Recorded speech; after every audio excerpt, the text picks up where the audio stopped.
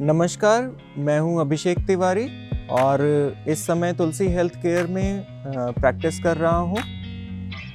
आज का हमारा विषय है डिप्रेशन।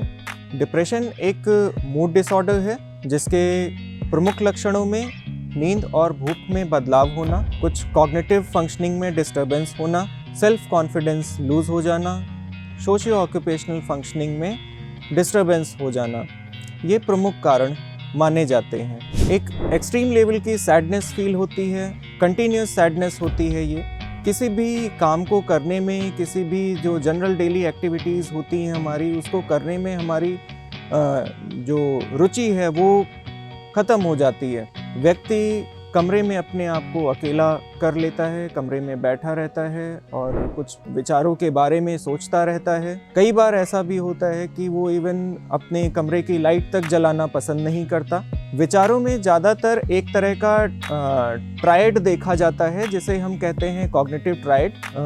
स्पेसिफिकली इसमें 3 बिंदु होते हैं जो विचारों की थीम होती है, जैसे होपलेसनेस, हेल्पलेसनेस और वर्थलेसनेस। ये एक तरह का साइकिल क्रिएट करती हैं जिसमें व्यक्ति उलझा हुआ रहता है।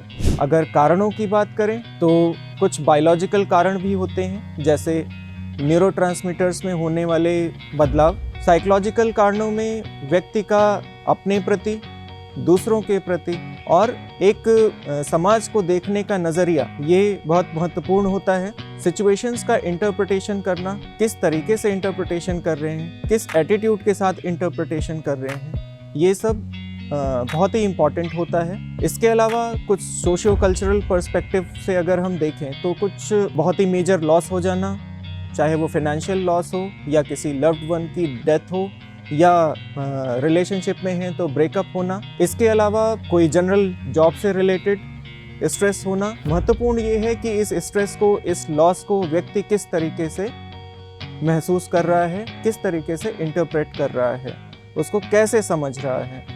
तो ये एक महत्वपूर्ण कारणों में सम्मिलित होते हैं। बात करते हैं ट्रीटमेंट की। तो ट्रीटमेंट के लिए सबसे महत्वपूर्ण बात ये है कि जब भी पहले एपिसोड हो या शुरुआती लक्षण हो तो उसी समय ट्रीटमेंट स्टार्ट होना चाहिए। आपको साइकियाट्रिस्ट से मिलना चाहिए।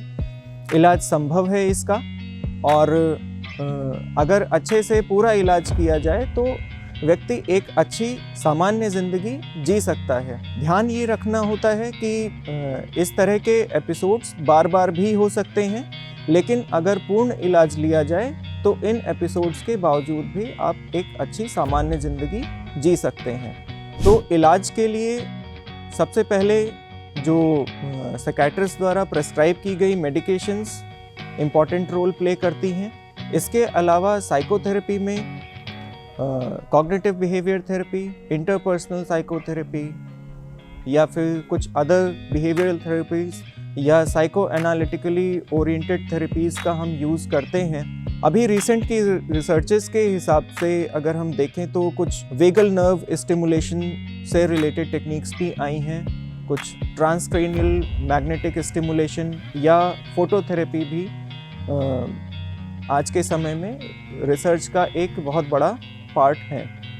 और हमें ये लगता है कि ये आने वाले समय में ये भी एक इलाज में एक अच्छा रिसोर्स साबित होंगी।